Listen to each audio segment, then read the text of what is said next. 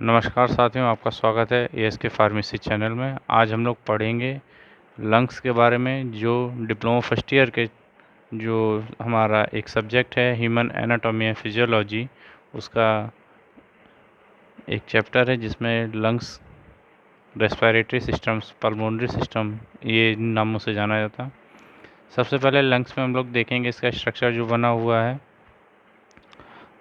Trachea है, bronchioles, alveoli, left lobe and right lobe. इतना तो आप लोगों ने अभी तक पढ़ा ही होगा, ठीक है। एक थोड़ा इसका कोर स्ट्रक्चर देख लेते हैं, जिसमें क्या है, ये पूरा लंग्स का स्ट्रक्चर बना हुआ है। ये एक नीचे स्ट्रक्चर बना हुआ है दोस्तों, इसको डायफ्राम कहते हैं। ये डायफ्राम क्या करता है, हमारी जो चेस्ट कैविटी है और एब्डोमिनल कैविटी है, इसको बीच में डिवाइड का काम करता है। इतना तो आप लोगों ने स्ट्रक्चर देख ही लिया कि ये जो हमारा जो ट्रैकिया है, ये सी टाइप स्ट्रक्चर में बना हुआ है ना। इसको ट्रैकिया कहते हैं। इसी से जो है हमारा रेस्पिरेशन होता है, जो एयर अंदर आती है लंग्स में जाती है। ये यहाँ पे दो भागों में डिवाइड हो जाता है, लेफ़्ट और राइट में। ब्रोंकीज जिसको बोलते हैं, इन्हीं के आगे जब पार्ट डिवाइड होते हैं उनको हम लोग बोलते हैं ब्रोंकियोज। और इन्हीं ब्रोंकियोज से लगे हुए होते हैं एल्वोलाई। एल्वोलाई का ये स्ट्रक्चर आप लोग जैसे देख रहे हैं, ये एक तरीके से जैसे गुब्बारा होता है ना, गुब्बारे का गुच्छा, उस तरीके का ये जो है बन जाता है एल्वोलाई। इन्हीं को एयर सैक भी बोलते हैं। ये जो ब्लू और रेड आप लोग देख रहे हैं, तो जो ब्लू है इसमें डीऑक्सीजनेटेड ब्लड है, और जो रेड है इसमें ऑक्सीजनेटेड ब्लड है। ये जो एयर सैक्स, जो एयर बने हुए हैं एयर सैक्स, इन्हीं बॉल्स के ऊपर ये वेन्स का गुच्छा लिपटा हुआ होता है। इसमें होता क्या है कि जो हमारा ब्लू वाली वेन है जिसमें डीऑक्सीजनेटेड ब्लड है, ये भी इसमें लिपटे हुए हैं, और ये जो रेड वाला है ये भी लिपटे हुए हैं। होता क्या है कि जो लंग्स से एयर आने में ऑक्सीजन है, जिसमें ऑक्सीजन की मात्रा ज़्यादा होती है, और जो शरीर में जो ब्लड है, ये जो ब्लू वाला है, इसमें जो सेल्स होती हैं ब्लड की, उसमें ऑक्सीजन की मात्रा कम हो जाती है, जिसकी वजह से ये ब्लूइश शो हो रही हैं। तो जब यहाँ पे एयर सैक्स में आके जो एयर हमारी फिल हो जाती है, तो उसमें क्या होता है कि एयर का प्रेशर पड़ता है। जैसे होता है ना कि जिसमें जहाँ पे ज़्यादा वायु का दबाव है, वो ज़्यादा से कम में जाता है ना। तो यहाँ पे ऑक्सीजन की मात्रा कम होती है, और जब ये बाहर से जो सांस ली जाती है, इसमें ऑक्सीजन ज़्यादा होती है।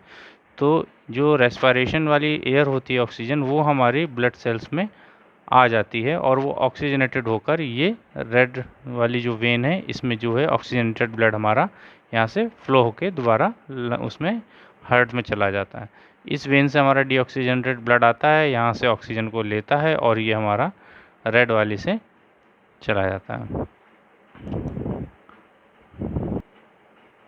ये हमारा स्ट्रक्चर है जिसमें पूरा एक एक पार्ट का नाम दिया गया है। हम लोग स्टार्टिंग से स्टार्ट करते हैं।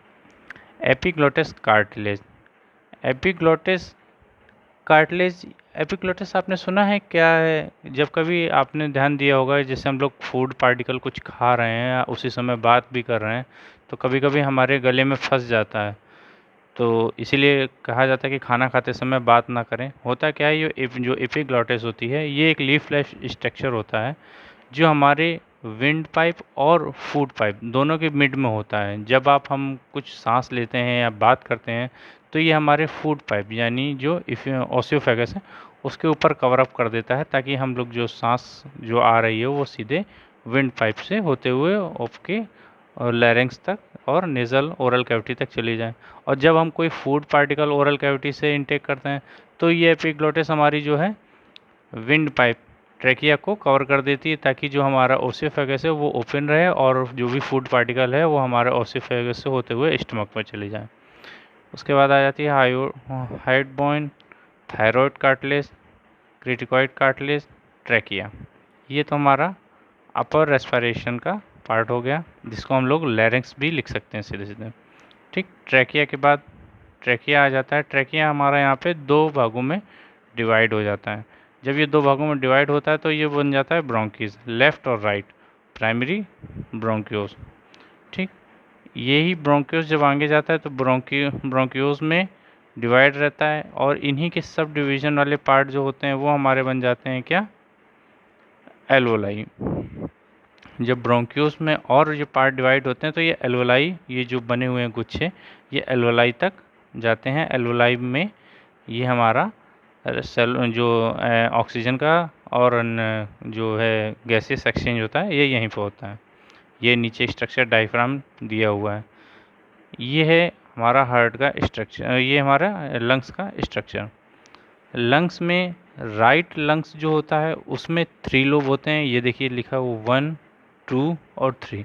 और जो लेफ्ट वाला होता है इसमें 2 होते हैं, 1 और 2, अपर और लोअर। इसमें होता है अपर, मिडिल और लोअर। इसमें 2 होते हैं, इसमें 3 होते हैं, और ये थोड़ा सा स्ट्रक्चर यहाँ से कर्व होता है। ये किस वजह से? क्योंकि यहाँ पे बीच में हमारा हार्ट होता है। ठीक है, आगे देखते हैं। ये हमारा लंग्स हो गया। लंग्स के ऊपर एक ये होती है विसरल प्यूरल और पेरेंटल प्यूरल।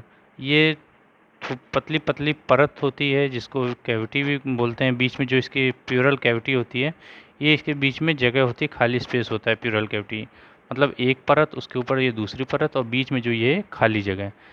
इसका क्या रीज़न होता है खाली होने का? ये विसरल और पेरेंटल, इसके बीच में ये प्यूरल कैविटी। प्यूरल कैविटी ये होती है ताकि जब हम सांस लेते हैं तो हमारा लंग्स जो है फूलता है और फिर अपना वापस जगह पे लेता है, तो ये उसको आराम से होता रहे, इस वजह से। कभी कभी होता है क्या, इसी प्यूरल कैविटी में जो है पानी भर जाना, ब्लड भर जाना, हीमोथोरैक्स और